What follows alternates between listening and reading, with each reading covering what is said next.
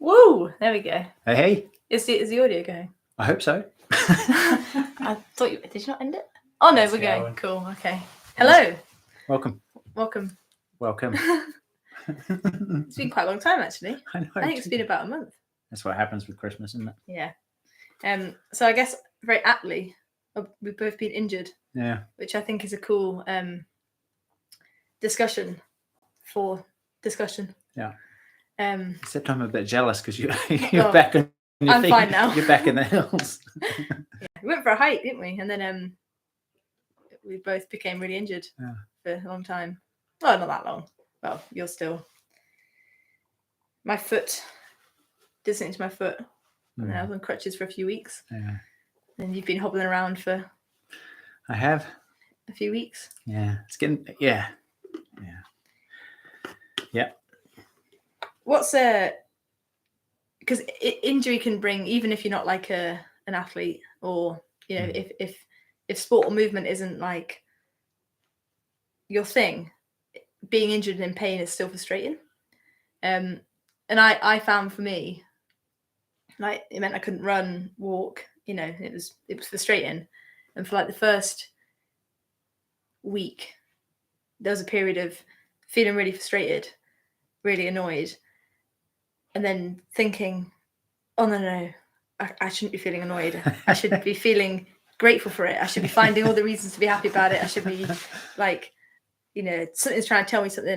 And then I realized that, I just need to feel frustrated for a bit.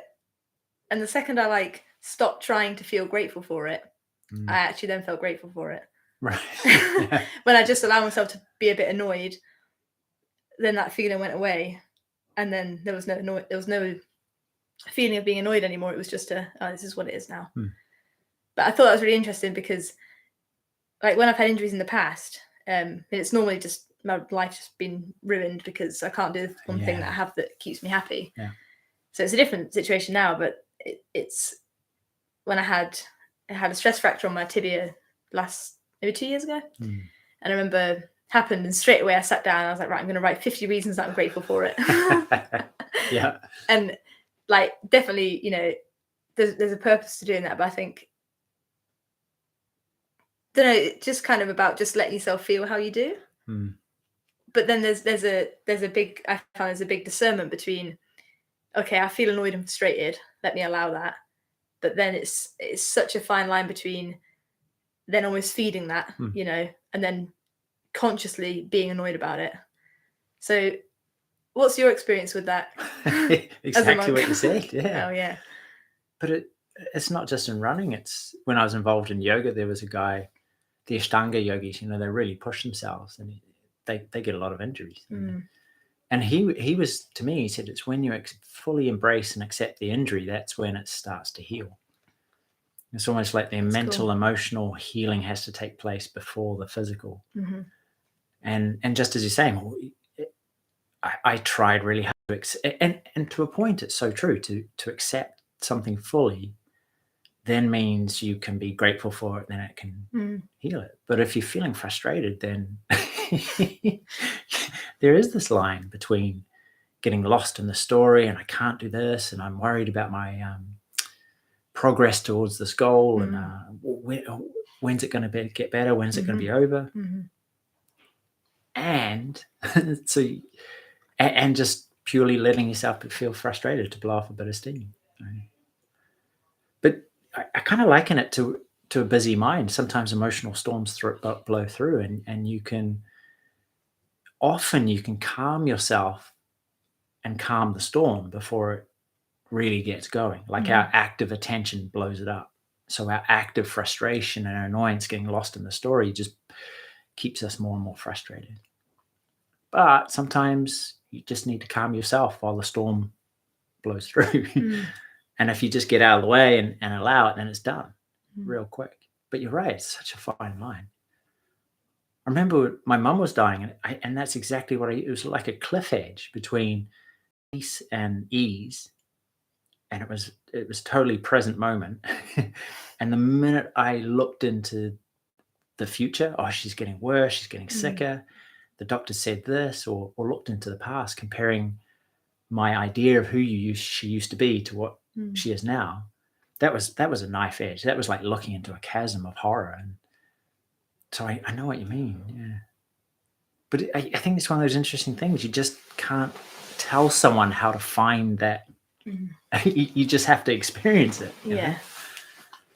And that's part of the wisdom, I think, of growing up, of having experiences like this, of living through tough times. You go, oh, okay. And I think maybe it's down to awareness and mindfulness, huh? Yeah. And I guess as well, like, to me, it became really apparent and obvious that, like, that awareness thing of, I'm not trying to change my experience, you know. So I think for a week or so, I was trying to. It was like a roller coaster. It was like, okay, I'm frustrated. Okay, no, I'm not actually. I'm absolutely fine with it. Yeah, it's fine. I'm fine. This is fine. And then frustration, fine. Frustration, fine. They were both not stable kind of feelings. It was, I was just riding these waves that kept like coming. But I guess that kind of acceptance of how I was feeling about it became a lot easier when I stopped trying to change it almost, and not necessarily to change my foot, because I knew I couldn't do that, but to change how I felt about it. Because and like I knew this in words, and I guess it's obvious to understand it, but the suffering I was experiencing, the mental discomfort, the stories, all of that, it was nothing to do with my foot. Well, it was to do with my foot, but it wasn't the pain in my foot, the fact I was on crutches, that wasn't actually a problem. It was like you said there, like your mum, it's when I was looking into that big void of, oh, this means that, and then that means, and then what if, and then, you know, and the more I became aware of it, like the feelings were still there. Like I still felt a bit tense and a bit frustrated, but it passed. And that was really interesting, because then it felt like every time them feelings came up and there's the stories, and I could see my mind searching for answers and solutions and wanting to Google and, you know, do all of that. It was almost like I'm thinking, right, I'm going to use that, and that kind of my mind bringing that into my awareness is like a course correction of like if you're on a motorway and you got them rumble strips that make that noise. It's like okay, every time that frustration comes up, that's just a sign that I'm lost in it. Yeah. And it was really interesting actually, because it felt like it was completely impossible to do in the first week of being injured. It felt like I was just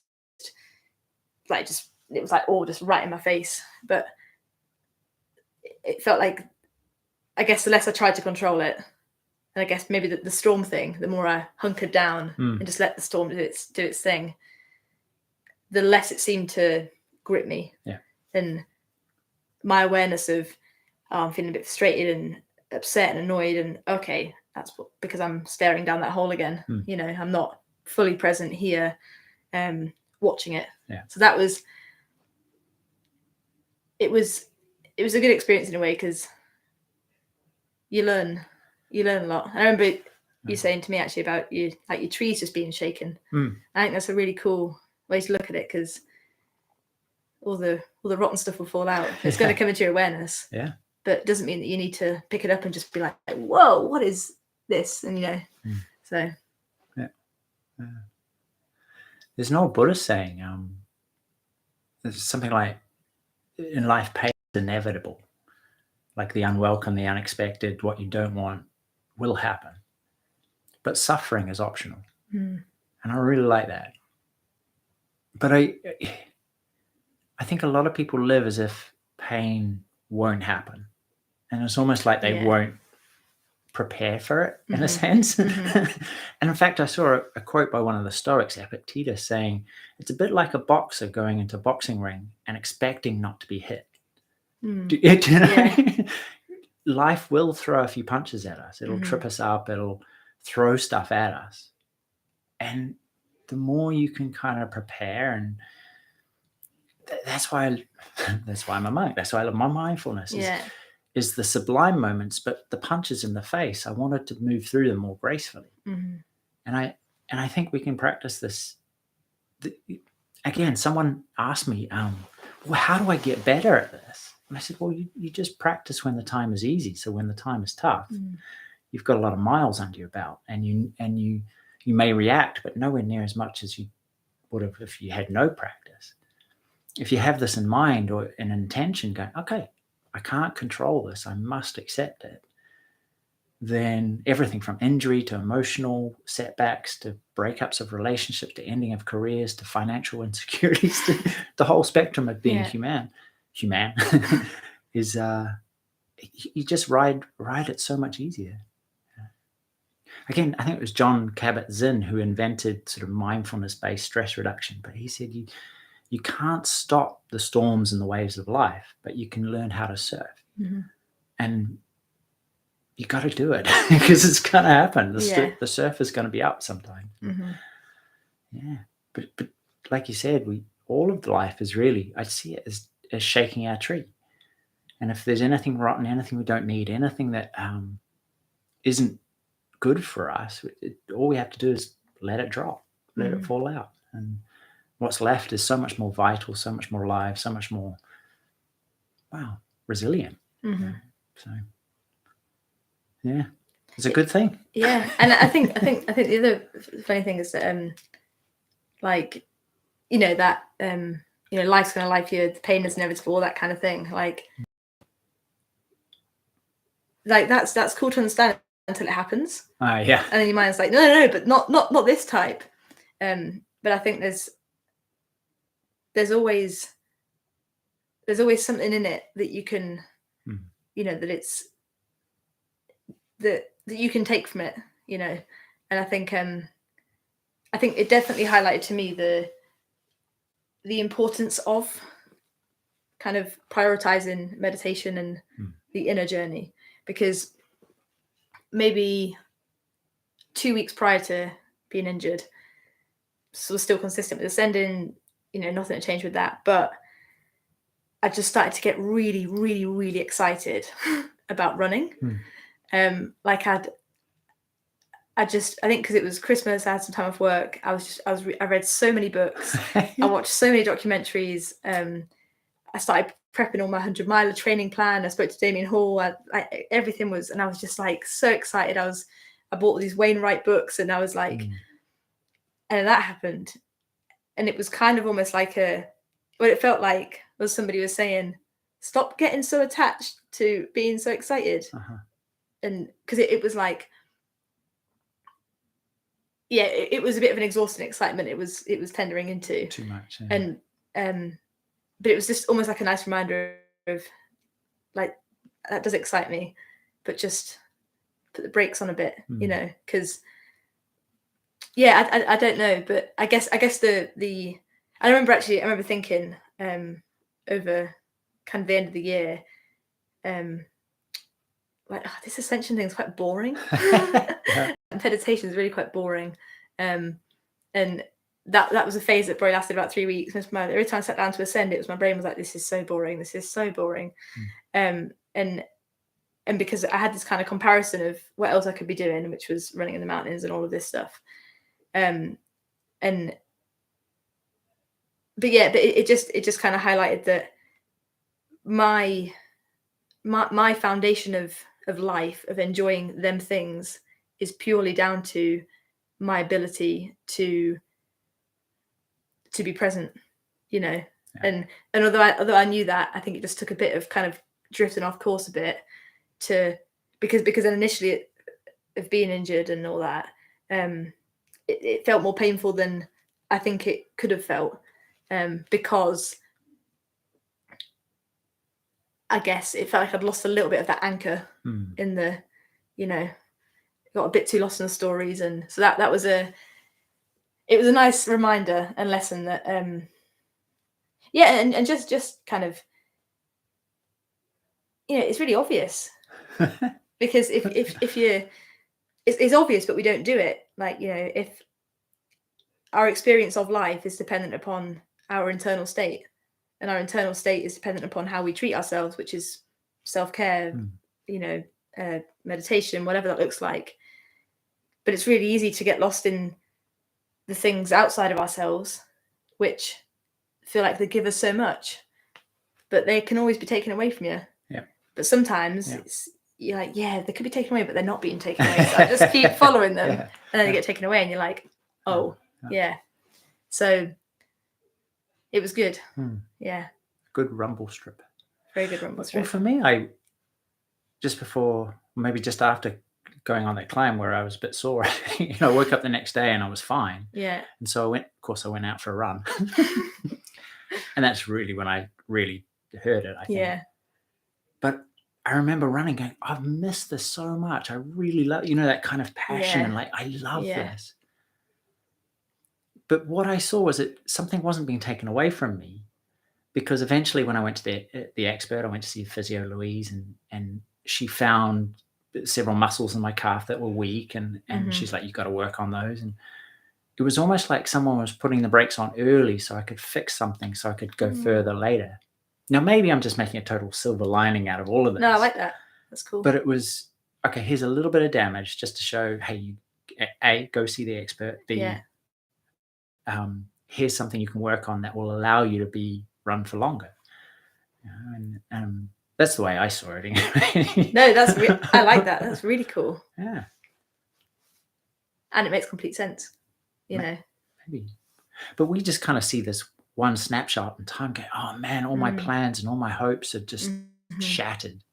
Like, why me? And we clench our fists, right? Yeah. And even if we don't believe in a God or a higher being, we just go, why are you doing this? Why is this being forced upon me? But for me, it was really obvious, like 1 + 2 = 3, I think. Yeah, it does. It was like, oh, cool. It was almost like someone was looking after me saying, okay, I see your passion. I see your love for this. Let's make sure you can keep doing it as long as you want. Because I hear so many runners who just can't run anymore. Yeah. Yeah. And I want to keep going as long as possible. Yeah. But like you say, if I can't, I can't. It's shrug my shoulders. I'll find something else to do. But I think often we feel like we're being punished. But I think when you change your attitude, you realize that actually we're being looked after. A friend of mine fell down a set of stairs, and she was saying, I was so present, so mindful. I was just having this mindfulness moment. She tripped and fell, like fully did a cartwheel down these concrete stairs. Had to go to hospital. And she was saying to her teacher, like, why is this happening to me? I was so present, so, the whole thing. And eventually the scans came back and they found this tiny tumor in her head. And had she not tripped and fallen down these stairs, had she not got these scans, they wouldn't have found it in time. And it was an easy thing just to neutralize it. And yet it took, a bash to her plans about, why is this happening to me? But she wasn't being punished. Really, in the scheme of things, she was being looked after. That's really cool. I reckon. Wow. Yeah. And again, that whole thing is life happening to me or life happening for me. It's pretty cool, I think. No, I really like that perspective. Thank you. That's really cool. But again, going back to that Ashtangi, that yogi, he was right. When you fully embrace it, it starts to heal. And it is a journey of just allowing it. And I don't know why. I don't know what's around this next corner, but let's assume it's happening for me. And so me hurting myself, I was like hobbling around the house, but it was all right. It was like, it is what it is. Those 5 famous little words. Yeah. Mind you, I didn't have an event lined up in the future. Yeah, but big race. Yeah. I think I think that perspective of happening for me, that's a much more expansive way to look at it in terms of even the little trip ups. Because really, I guess also, like, when you do make mistakes, you get injured, something goes wrong, it is always just a reminder of something that either needs to be sorted or you could have done better or whatever. Yeah.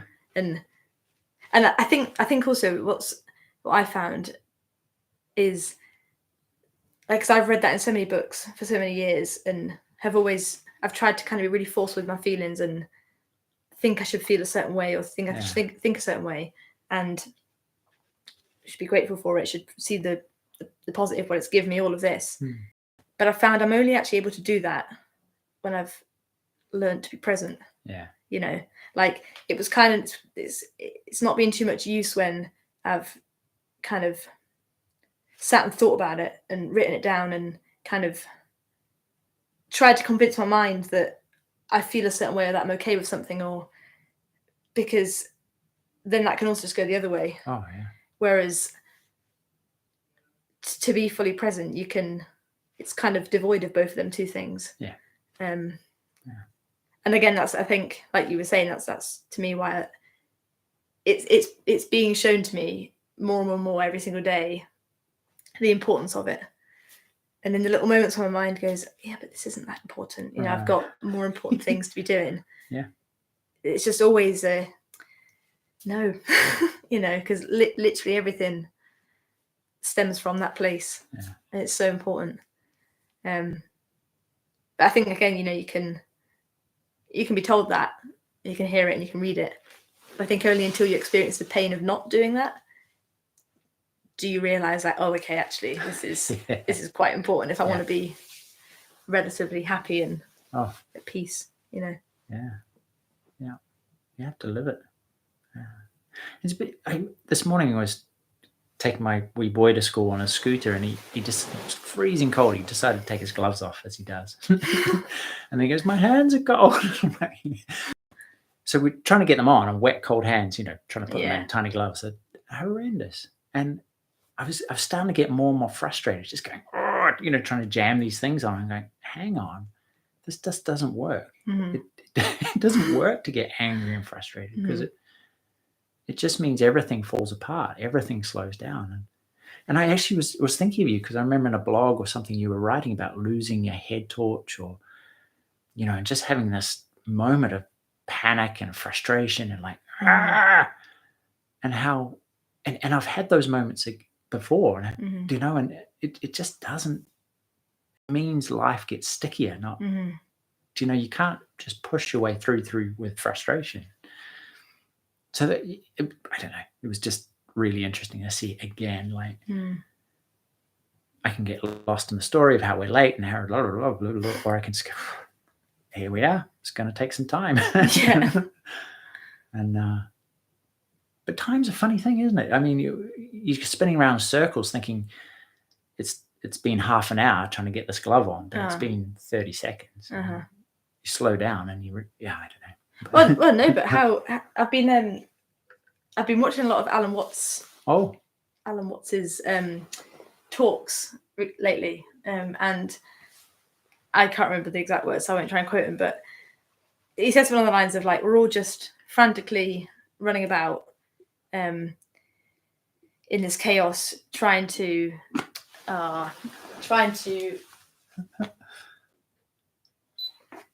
fix that next time. We're all frantically running about in this chaos, trying to get somewhere, you know, and really trying to get somewhere, and we're all rushing, and it just really struck with me, because like where are we trying to get to? But I really mean that, because I've always been, you just say about time, like I've always been like such a rusher, probably from like growing up, you know, you get rushed and then you enter the world and it's a rush to do things to, and of course, you know, there's an appropriate time. If you're going to miss your plane, you probably have to rush. But like I've been the kind of person where, right, if I finish work at 8, I need to be in the car at 8:01, so I can get home for 8:10, so I can have dinner at 8:30, so I can go to bed at 9. And I've always been like that, always. And to the point, like if I'm having a good conversation with somebody and it's now 8:10, my mind's like, we need to go home because we're going to be bed late, and then it means and just this story. And it's become really apparent to me recently, and just how obvious it is, how stressful it becomes. And every time I notice myself rushing unnecessarily, like, what am I actually rushing to do? Like, so I can be home an extra 2 minutes early, so I can. But in my mind, I think at the root level, it's like this expectation that somewhere elsewhere in the future is where I'm going to be finally happy. Like when I get there, then I can just, and maybe so, but I have the tools to right now to recognize that story and just, okay, you know, but it's, I don't know. I don't know if it's the society we live in, or everything's just so rushed, and like I just feel really strongly about about not rushing anymore, because it's, of course, again, when it's appropriate, you have to rush, but you can physically rush, but you don't need to mentally, emotionally rush. That's a great point. Yeah, absolutely. Yeah, like this morning, I was in work at 6:30, and I got in my car at 6:17. It takes me 10 minutes to get to work, and my car was just like an ice block. And because my car's on the verge of blowing up any minute, it wouldn't turn on, and I was like, I'm going to be late with my client. But I was physically rushing, but I noticed, well, I can be completely lost in this. Oh, I'm going to be late. Oh, it's not different. It's not freezing. No, the opposite of freezing. It's not melting, blah, blah. But instead I had a really peaceful drive to work and actually wasn't late. But just to recognize the difference of that could have been a really stressful 10 minutes versus, and I think it's almost a bit like, I guess, like feeling guilty or worrying, or part of you feels like it's an important thing to do because it helps the outcome. Like if you know somebody who's feeling sad because something bad's happened, you almost feel like you have to play your part and feel sad for them, or like, okay, if I'm going to be late, it's like I should feel stressed. If I don't feel stressed, then maybe I don't care, but it doesn't help the outcome. Like it doesn't me like rushing and mentally stressing about the fact I'm going to be late or whatever else comes with it doesn't change the actual physical reality that I'm going to arrive a few minutes later. And that's such an important thing for me to realize, because because you literally can't change the reality. No. But again, I think I keep going back to it, like that's one thing to know, but to just choose to be present, that's As my granny used to say, less haste, more speed. He's just stop flapping, creating this dust storm of mayhem, arriving sweaty and anxious and panicky and short, and just do your best. The Navy SEALs have that thing, don't they? Slow as steady, steady smooth, smooth as fast. And I love that. You can do your utmost to physically rattle along, but you don't have to mentally, emotionally be spinning into the future and, I'm going to be later, they're going to be yelling at me.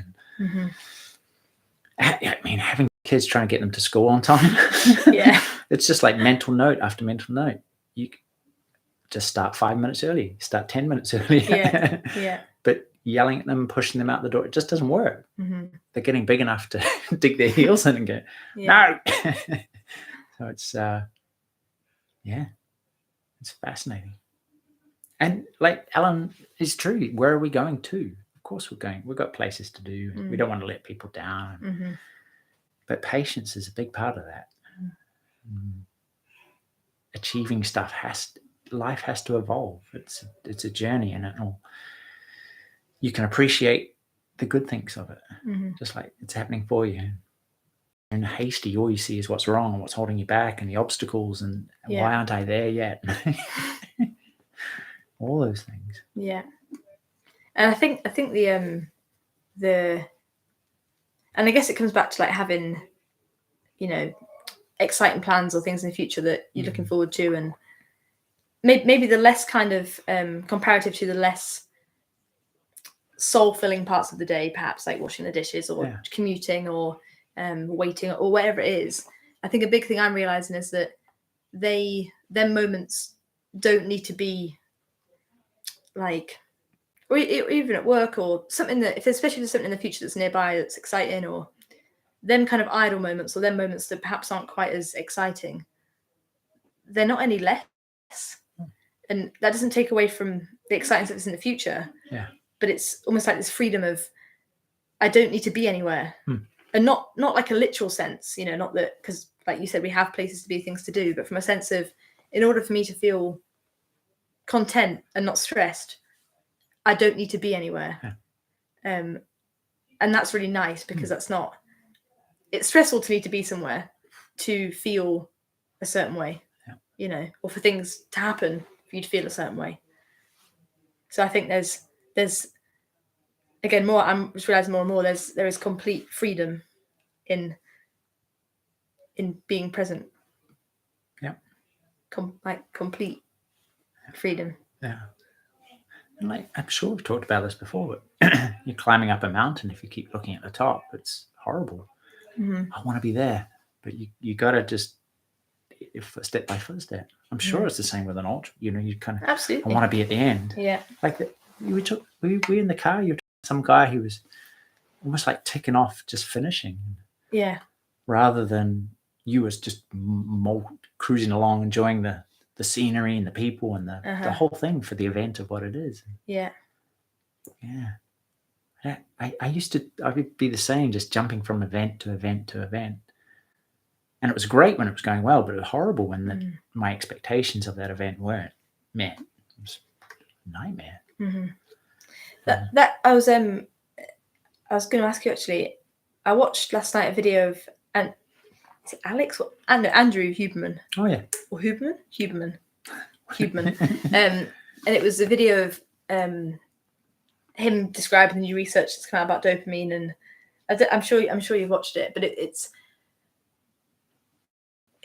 basically on the lines of, you know, we've often thought that the reward is the end goal, and that we're doing these things to get to a certain point, and then when we reach it, that's when we feel that fulfillment, the euphoria, the satisfaction, and that's what everyone's considered. Oh, that dopamine hit you get when you do it, or you know, whatever the thing is.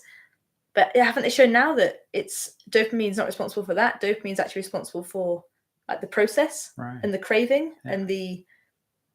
I don't know if you've watched it because I feel like I can't fully. I've heard something, but yeah. Someone once, it was on social media, but they said, you know, the person who really enjoys walking will walk so much further than the person who just loves arriving. You know, and it's like, it's so true. But if your life is a series of tick boxes, it's you're always going to be miserable. Really. Yeah. Looking forward to the next thing. You know, Simon Gwilym, who you know, is, you know, in coaching, quite often there's this thing about accountability, right? Okay, what are you going to do? And surround yourself with people who are going to hold you to that. And maybe that's really useful when you're starting to do something. But all of and he was just saying, there's the most powerful motivator is if you really want to do something. Why do you need a bunch of people to tell you to do something if you're really excited by it? And if you're not really excited by it, why are you doing it? You know? Yeah. And I was like, of course. Because I've done so much stuff because I said, well, this seems like a good idea. And I wrote it down. I told a bunch of people and they said, okay, when are you going to keep me accountable? And yet, you know, plans change and you get involved in a project and you go, actually, this is not as cool as I wanted it to be. And I think I'll go this way. And it's setting that kind of coaching or that accountability. Well, it doesn't work for me, at least. Yeah. You know, it's I want to be a bit more fluid, and I'm good with setting goals and keeping going, but so true when you're excited by the process and you're interested and intrigued, then you don't need anybody else to tell you to go do it. You just you do it because you love it, and you're not doing it to finish it, although that's a cool thing. But yeah, it just made so much sense. And but finding those things and allowing yourself to shift and shape and move is, you know, again, that balance between I'm in it, I'm going to stick with this for a period of time. And you know, with the kids, they're starting a gym class and sometimes they don't want to do it, but we go, well, you know, we're going it, we're doing it. There's something to be said about consistency. Yeah. And yet there's something to be said with changing your mind as well. Just not changing your mind because you give up, but changing your mind for something better.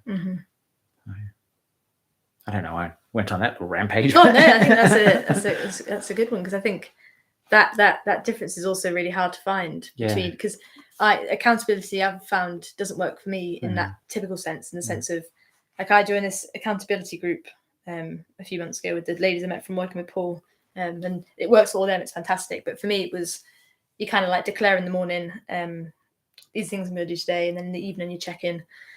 And I just got so stressed by it after five days because I was like, but I've not done this thing, but because it didn't work out and I've changed my mind, and that excitement thing is so important to me that I feel like I'm quite good with following that, and I'm getting better at changing my my mind if it needs to be changed. Yeah. Whereas I found that previously I've set really kind of hard defined goals, and if I get halfway to it and part of me is going, you know what, this isn't for me, my mind's like, no, We're do gonna what you said you would. I have to do it. it. So I think it's that fluidity you talk about is really important, because then it comes from the right place, rather than a place of, I guess, trying to prove yourself to somebody, which I think a lot of accountability can become. Yeah. And then you lose sight of actually what's important to you, because you end up just doing it because you said you're going to do it without really much conscious thought or unconscious thought of, actually, this really excites me and pulls me to do it. Yeah. There's something about dopamine in there. I have no idea, but it seems to work for me. But I'm trying to remember what the video, honestly, I was watching it and I was like, wow, this is so interesting. But it was a lot to do was about, they mentioned the cold water thing as well, about what is it? Like 2.5 or 3.5 times the dopamine? No, After isn't it swimming? like 30 or something? Oh, wow. I feel like it's like 200, oh no, 300%. Is that 3 times? That's 3 times. Sounds good to me. Yeah, that's a lot. Yeah. I'm not a maths guy. Me neither. Yeah, but they were talking a lot about like phone use and social media, and how all the kind of all the Andrew says to me, like the biggest problem with our world is that we have practically the whole of the human race has instant accessibility to instantly pleasurable things, and where our fulfillment, where our happiness, where our reward comes from is from the process of working towards something.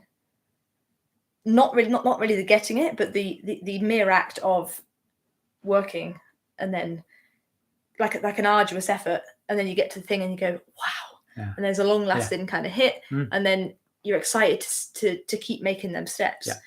And something one of my intentions, kind of my only intention for this year, was to be a lot more mindful, but I guess on it is a better word, with my phone, because like that thing is designed to all the red buttons to just pull you in, and I'm quite good at, right, in the evenings it goes away, or I get it out of sight, but I know that if it's not out of sight 100%, my hand just accidentally picks it up. Oh, there's a message. Okay, before I know it, I'm looking on Strava for some reason, and this is what they were talking about, was kind of how that pain pleasure cycle. And I think Alan Watts talks about it as well, in the sense of, if we continuously pursue pleasure, you'll always be in pain.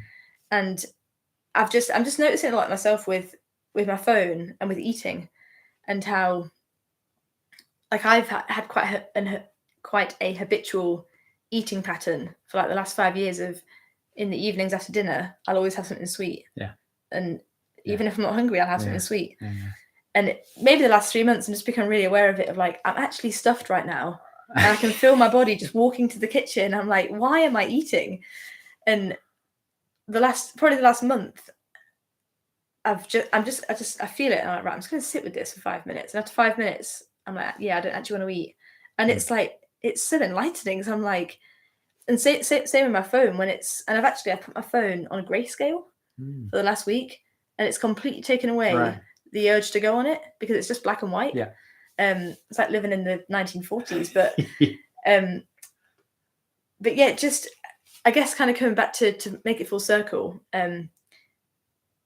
The internal stuff is number one important, but I think also I'm realizing more and more the importance of also managing my environment and stuff, like, because we have like instant access practically to drugs, like phones work in the same way that cocaine works, and it is literally designed, you can't really exert much self-control if you're a cocaine addict. You're addicted to a drug, and phones are really similar in that you can exert a bit of self-restraint, but then when you're tired and it's there, same with if you're walking around with a bag of chocolate buttons in your pocket all day, you're probably going to eat them.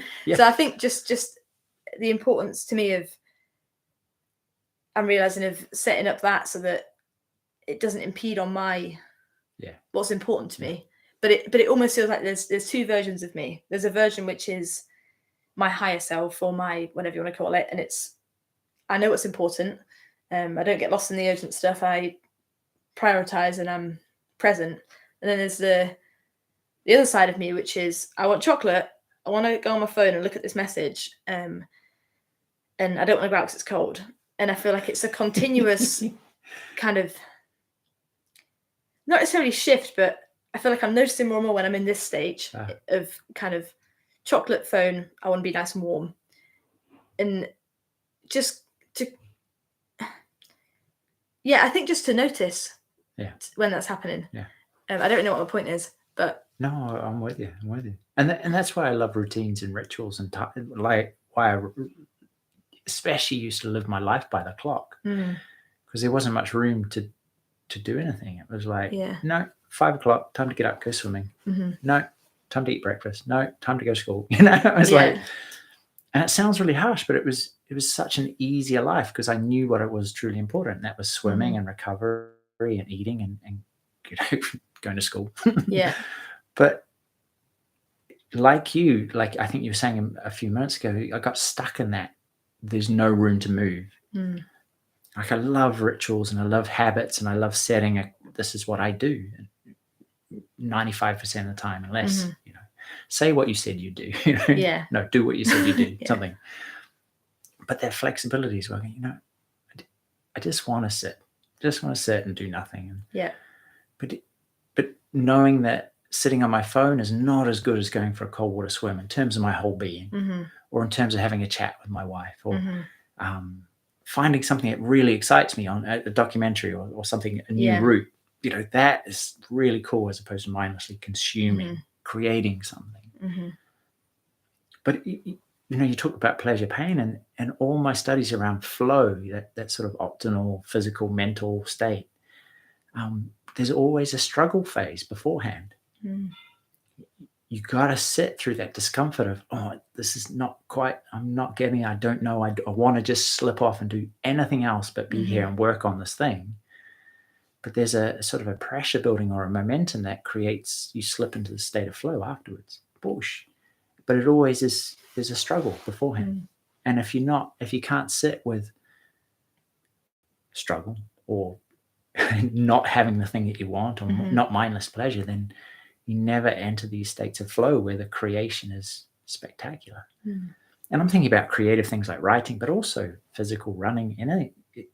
Everybody who's listening to this knows what you got to put yourself through it to get the reward. You Absolutely. know? Yeah. It can't be just pleasure all the time. No. And I think that that struggle phase, I guess, is that kind of similar to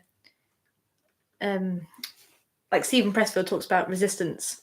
I guess it's kind of a similar thing, and you know, you could be, them things that are important. You feel that strong resistance to doing it, or you feel the struggle, and again, it's always the same. If you just sit down to write, or if you like before I went out for a run this morning, it was really cold. Yeah, I was really just, I wasn't procrastinating, but I was taking my time to get ready. And there was a part of me which was like, oh, it's really cold outside and I'm nice and warm, and I think that struggle phase. I'm learning to see is almost like somebody waving a big red flag saying, over here. Yeah. You know, like this is, you're in the right place. Yeah. Whereas I used to see that, like when I'd feel that resistance or that struggle as a sign of, no, it's not for me. And I've been reflecting a lot on the kind of idea that like really if we could all as people get better at sitting in that pit or whatever you want to call it, of feeling that resistance, the struggle, the, oh, this isn't for me. And then you break through the other side. Yeah. Because I think for a lot, especially when it comes to, you know, with everything, like you feel that resistance, you feel that struggle, and then instantly it's I can't do it. Yeah. And then that belief then feeds your whole life. Yeah. And you're the person that just can't do them things. Yeah. Whereas, and I remember a big revelation for me about running actually was that, like, you know, if you drive past somebody who's running, you look at them and you think, wow, they make it look so easy. And I used to always, when I was younger, look at people running and be like, wow. And I remember my first ever run, and I was maybe like 13, like formal, track it on the Nike app, let's go for 2 mile run. How do people run marathons? Like, and I've always found it the same, because I'd continuously compare what I thought other people's internal state was like to mine. Yeah. It's like my internal state still now before, sometimes, still now before doing something that's hard is that resistance, that struggle. And that doesn't change. I don't think that ever changes. But I thought that people who did hard things, that do creative things, that do whatever it is, didn't experience that struggle. I presume that it was just them people, they're just different, they just wake up and they're like, woo, I'm going to go to the gym, or I'm going to do this, or whereas actually, no, that struggle, that resistance is such I guess like a North Star of like, no, this is what's important. And it's funny actually, because I was all last week I cycled to work, which is no big feat. It's like 3.5 miles, but it's all uphill. Yeah, and it's like 20% gradient hills, and my mind was like, no, let's not do that. And I felt such strong resistance to doing it because it was a bit more time I had to take out of work. I was doing stuff at home, working. It was really hard. That kind of feeling of like, when like your legs are burning so much and you start panting and there's like a bit of a wheeze in your, I know that. in your breathing, and you feel like you actually might be sick. That kind of feeling. I was really dreading that feeling every single time, and that resistance I felt, I don't, because I was thinking like, okay, so according to this theory that I'm making, or not theory, but right. So if I feel resistance or struggle, then that's the thing that's important. Yeah. Okay, well, jumping out of a plane, that doesn't sound fun. No. Oh, does that mean that? But then I realized actually I don't have any resistance to doing that. It just doesn't excite me. Yeah. Like I have no desire to do it. It would really scare me, but there's no pull to do it. Whereas walking on ridges, cycling to work, whatever it is, there is this pull to do it. But with that, there's a really strong resistance. Yeah. And I guess also being present is allowing me to see the difference between the two, and I think that comes back to the instantly pleasurable things of phones, food, and all of that. In them struggle phases, you can just resort to, I'll just cut my phone for a bit, or I'll have a snack, or I'll do something that's a bit easier. But for me, that's been a really important lesson actually, is that these people that we look up to and admire, they're no different, and sure, they might have certain genetic whatever, but that struggle and that resistance that people feel isn't because there's something wrong with you. Yeah. Yeah. No, I heard even David Goggins has resistance to tying on his shoes sometimes. Wow. He goes, I can't be bothered. I mean, and then he gets angry, shut up, bitch. You go running. But that was really cool, because I was going to ask you that, because you recently climbed this mountain and this ridge that maybe 6 weeks ago you would never have done. No. I'm imagining. No. And the whole thing, and we just talked about only do stuff that excites you, and yet excitement and challenge, and I'm not sure, I'm nervous, and why? How? What did you find? Well, and I'm forever confused by it, because on Sunday I climbed. I mean, it's really not that dramatic, but for me it was quite dramatic. I think it's called Longside Ridge in the Lakes. I didn't look at pictures of it before, so I didn't actually know that's what I was doing, which is a good idea. There's a hint in the name. Well, yeah. And I don't really like heights, as you know, and steep drops, but I also still feel this strong desire to go up mountains. But every time I go up them, my body's like, we're gonna die, this is horrible. But then I'm like, I want to do that again.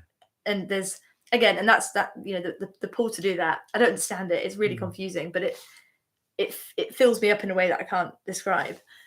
Anyway, when I went there, remember I was it's only like 750 meters high, and I was maybe 400 meters up, and I'm just looking up and going, oh, my watch is saying to go ahead. That's along that ridge. And we're thinking, no, that won't be it. So I got my phone out and I zoomed out on my maps, and I was like, okay, no, that is it. That so is it. Yeah. And what I did was I just thought, right, well, I'll just take one more. I said to myself, I can turn around at any point. If it gets too bad, I can just turn around. And I think that's what made me keep going, because it was almost like And again, that's the same thing with, just if you're looking at the top, that's impossible. But if I'm just one step, that's I can deal with that. So I thought, well, I'll just get to the next bit. So I got to the next bit, and then basically it kind of curved round to the left, and to the left, all the way alongside the left, was like a 600-meter drop, just completely steep. And it's crazy how just the sight of that alone, or even the glimpse of that, my entire body just went to jelly. And like there was no panic, there was no kind of intrusive thought, there was no sort of falling. It was just my body was like, no. And I remember getting to one stage and like my legs were like jelly, but like lead. And jelly lead. jelly lead. Yeah. And like things started spinning, I started hyperventilating. I thought I'm actually gonna have a panic attack here. And then I'm thinking, oh, if I have a panic attack here, I'm gonna be stuck, I'm gonna die, and just it was not fun. And then I remember also the noise of, this isn't what I should be like. I should be able to feel the fear and do it anyway. And then I don't know, I just kept thinking, right, well, I'll just go a bit further. I'll just go a bit further. And the intensity, I don't think I've actually felt fear on that scale before. Wow. I thought I felt, really like that. It was my whole, I thought I was going to die. But it was like it would really, really peak. And then it went, and it was like, okay, I'm fine now. And then it was like a roller coaster. And it was just this thing of, okay, just one more step. And then when you get to a certain point, it's like, well, I can't turn around now. Yeah, it's even scarier and too far. So I just kept going, and there was a couple in front of me actually, and they were really quite slow, and they kept turning around and saying, honestly, you can overtake us. And I was like, no, I'm fine. I should have just said, I'm a bit scared actually. I'll let you go in front. And they were going really slow, and yeah, I think it helped that they were there, because there was almost like a bit of a safety net of people. But I got to, I guess, the top of the ridge, and I could not look left. I just thought, I'm going to actually pass out if I look left. But I remember just saying to myself, like the right hand side, it was still steep, but it wasn't quite as dramatic. And I remember I kept repeating out loud, I can deal with that. I can deal with that. If anybody was observing me, they would have just thought, this lady needs to be helicoptered off this mountain. Bonkers. And then I came off the ridge, and I started coming down, and it was fine. And I remember just thinking, why do I do that? Like what did I get from that? And then almost this kind of like, oh, maybe this isn't for me. But then this extreme euphoria, enjoyment, fulfillment, satisfaction, sense of pride, all of that. And it was like, well, it was an accomplishment. Like I just accomplished something. But I didn't do it to accomplish something. It was it almost feels like it was, because previously what I would have done in the past was felt all of that, and at that struggle, at that resistance, gone, no, this isn't for me. I can't do it. Turned around, gone home. And then the rest of my life, I can't do stuff like that because it scares me. It's too high. But for me, I think it was really meaningful, because it was almost an example of, it can get that intense, but I still have a choice. And with that choice, I can just keep moving. And then the more I expose myself to that, the more I learn to not be flung about by feelings. That's my power. That's all my power. And then with that, I have this enjoyment with it. And I was kind of descending down the mountain, and I was just in awe at what just happened, and also exhausted. But just how kind of, because I've always been scared of everything and anything, and I think something that also came into mind, I think you might have said this actually, about I can't remember, something about like you have to be in the field and do it. Like you can read, feel the fear and do it anyway, or do things that scare you, or go out your comfort zone. But when it actually comes to really doing it, and it's that intense, it's like, but not that far, But for me, that was a real example of, no, it can be that bad, but it was meaningful. Whereas I guess jumping out of a plane would probably be that bad, but I don't think it would be as meaningful. Maybe it would be, but I have no pull to do it. But I think for me, I'm finding more and more that that huge resistance and them really, really intense and comfortable feelings, there's always something on the other side of it. And I think that's what's pulling me to do it, is that I know that there's something for me to get out of it. And I also love being outside on mountains because it's wonderful. Yeah. And I don't want to let that stop me.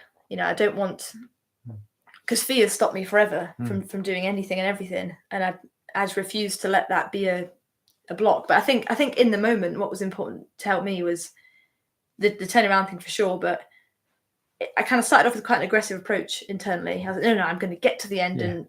But then that wasn't helping. When I started to just actually, okay, it's all right. Feel a bit scared. Come back to here. We're fine. And almost treating yourself like you would a little child. Yeah. Whereas I think we're quite aggressive sometimes with ourselves. Yeah. And that doesn't seem to help when somebody's scared, Yeah. And how we speak to ourselves is the exact same as that. So Awesome. So yeah. That was brilliant. It was good. Yeah. Yeah. So you'll probably do something like that again. I mean, everything inside of me goes, no. Don't be silly. Yeah, because I mean, and there's also an element of exposure. Yeah. Like, yeah, the more, and even with this resistance and struggle thing, I think, although you still feel it, even like before writing, before running, or whatever it is, you still feel it probably at the same intensity, but you have more space from it. Yeah. And so I think there's almost like an interim period of doing anything new where you almost need to accept that, okay, this is going to feel really hard and really uncomfortable. But then after that, it still feels hard and uncomfortable, but it's more familiar. And so it's less of a kind of warning, I guess. Yeah. And then you can enjoy it. Yeah. But I think we spoke about this last time, like you can't enjoy exercise really at the start because it all just kind of hurts. Yeah. But after that period of letting all that happen, it can become something that's kind of fun. So yeah. Awesome. Yeah. I've seen time, whether someone's climbing like an emotional mountain or a physical mountain, I've seen it time and time again that if you just break it down to what can I do now, the whole thing is so much more manageable. Oh, I can take another step. Oh, cool. Oh, I could take another one. Do you know? And yeah, I think people get so lost in the how am I going to cope and how am I going to get there and how am I going to get through this, as opposed to going, just keep going. Apparently Winston Churchill once said, when you're going through hell, keep going. It's not the time to stop and wonder. Yeah. You just go, okay, another footstep. Yeah. And that makes complete sense because, although the physical sensations of panic were still there, it only became mentally overwhelming when my mind then started to think about, what if I panic and can't move and get stuck, and then but consequences. But without that, it was all just kind of uncomfortable feelings. But I could keep going. But it was when it was the future and unmanageable, overwhelming. Yeah. That's when and that's the same in real life. And I think that's why I find it meaningful and important, because to me, physical stuff like that, where, I mean, that was more mental than physical, you come back to real life with a sense of, A, I can overcome things, but B, I think more kind of, I can deal with things, and you don't have to be so like a puppet on strings with your emotions. Yeah. You can feel them, you can sit with them, but you can make choice. And I think we all want choice, Yeah, freedom of choice. Yeah, absolutely. And it never would have happened unless you left your comfort zone, right? No. I remember ages ago, I must have been 19, 20. I went to do a bungee jump with my sister, and I'm scared of heights. I don't mind looking off heights, but I'm definitely nervous about jumping off them. And my sister, I was sitting there with her, and she just jumped off. She was cool as cucumber. Just couldn't wait, couldn't wait to fly. And she was probably 14 at the time, 15, something like that. Yeah. And I stepped on, and I'm like, oh, this is. But I was still at the point where I wanted to jump because I knew it would be a great experience. Like I wanted it to be a spiritual thing almost. But then the guys running the jump were like, come on, you big girl. And that little girl just jumped and you're being a pussy. And I was just like, oh, this is not cool. And so I just said, no, I'm done, and walked away. But, it was just a really interesting thing. Like, again, leaving my comfort zone versus leaving my comfort zone in a way that I really wanted it. Do you know the Absolutely. setup? And yeah, and of course you can't always manage that, but it was just that difference between, no, this is like jumping out of a plane for you. This is not, doesn't excite me. no. And it quickly became obvious, no, this is time to turn around and back off. So, and I guess that's the forceful element of it, and the other side of it being fluid, in that you can, like, if you can listen to what you think is actually important or feel is important, versus in that scenario going, oh yeah, but I said that word, and you know that can lead you to actually aren't important to you that you don't want to do. And I remember actually thinking, like, this was when I was like pretty early teenager. Everybody used to watch loads of like bodybuilders like starve themselves to look really lean. Oh yeah. And think, wow, that's so, like, what? I've always been fascinated by people who can just do hard things. And I was like, that's so, like, what a mental fortitude you must have to be able to do that. And I remember I used to kind of, and I didn't starve myself, but I'd be really stringent and controlled around food and disciplined and regimented. And I was the one that was like, yeah, she eats rice. And I mean, I still eat a lot of rice, but because I love rice, like, you know. And I was just thinking one day, I can push myself, actually, but I don't need to do it with food. Like, I can, in the sense of, I think I had this perspective of, right, everything, I need to go to 100%. I need to, there's something to be overcome. Yeah. And it's just so exhausting. Yeah. because everything then becomes not good enough here. I need to do better. I need to do more. And I remember even when I was, 16, revising for exams, I'd stay up till 3 a.m. revising chemistry because I was like, I want to work myself to death. And it was coming from such a poor place of trying to prove something to myself. Yeah. Whereas now I feel like I can really hone in on, like, that really scares me, but I actually really want to do it. Yeah. And to listen to that. Yeah. And that discernment between that's important to me and it scares me versus not important but it scares me is becoming more clear, which is nice, because then again, you're not doing things that are purposeless, you know.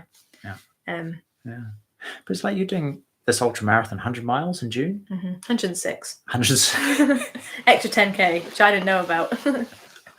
And you said to me, why don't you come along and do the last 20 miles or whatever? And I'm like, And I'm tempted because you're so enthusiastic, and it's not so much about what I hear you saying about these events is the community and the vibe and the joyful exploration of moving beyond your comfort zone and being, all these cool things. And my own experience with long runs is solo without a sense of community.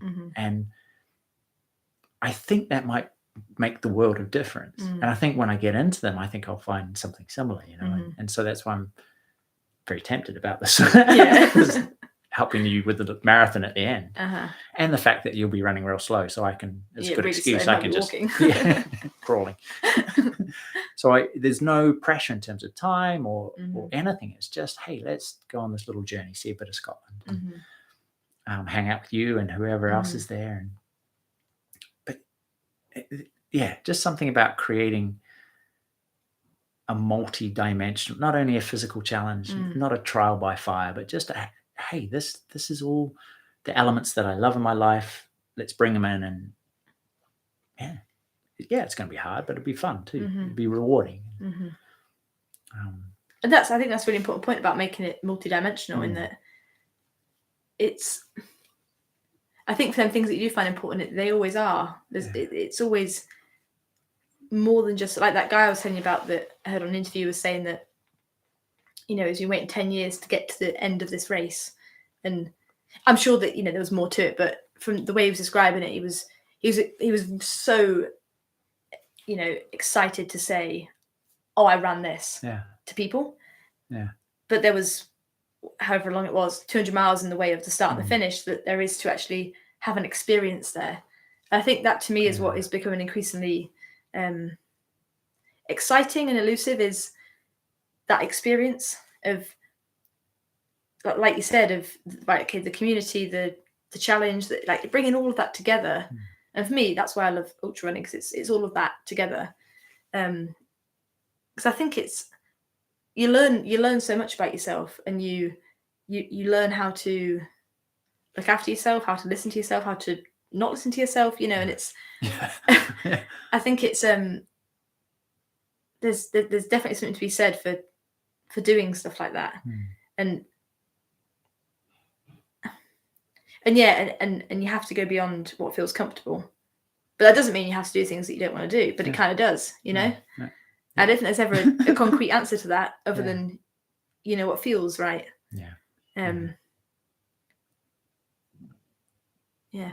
Cool. Sometimes when I have a whiteboard in a group, I draw this big fat circle, and in the circle I write comfort zone, and then outside of the circle is the star, and I say, so what's the star stand for? and the star is where the magic happens, and it's always outside your comfort zone. Now, people have taken this and gone, well, if you go the other side of the star, that's where the freak out zone. so magic is always just a stretch, good challenge, but not too far, too beyond. And that's cool. But everything that's been valuable to any of us has involved us going beyond what we know. And right on the edge of the circle pointing back and it seems it's the opposite force and almost equal as that force of resistance. All the excuses why you shouldn't, why you can't, why you're not ready yet.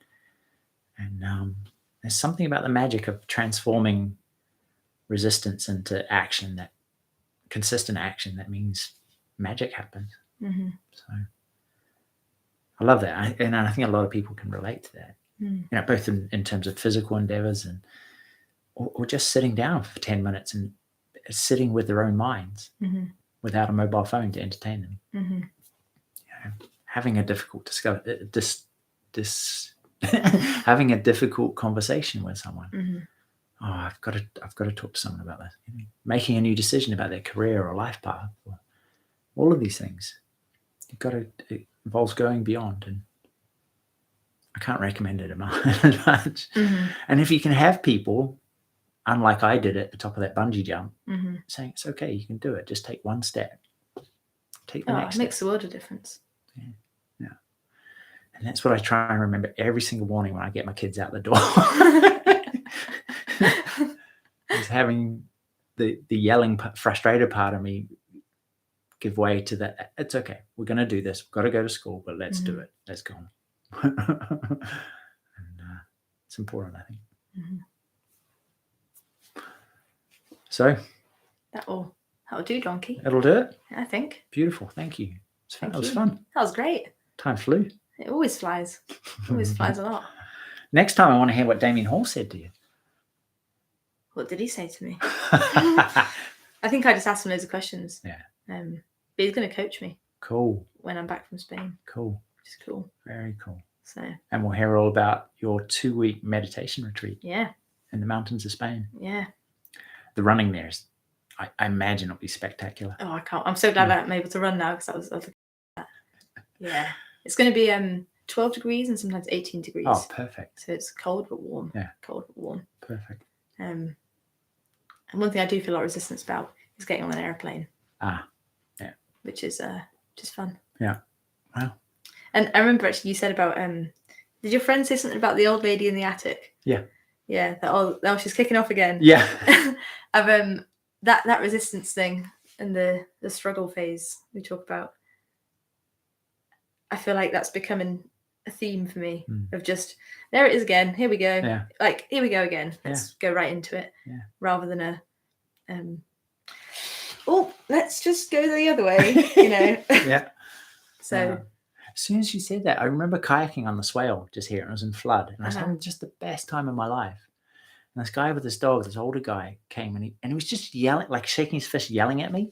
At you? Yeah. And his dog was barking. I was like, I can't hear you. The water's too loud. And he just stood there for 10 minutes yelling at me and then kind of gave up, I think. And I think of him when I think of the crazy guy in the attic. But maybe he was just saying, you stupid fool, what are you doing with your life kind of thing. Oh, wow. I don't know. But, yeah. But he eventually went away. Oh, yeah.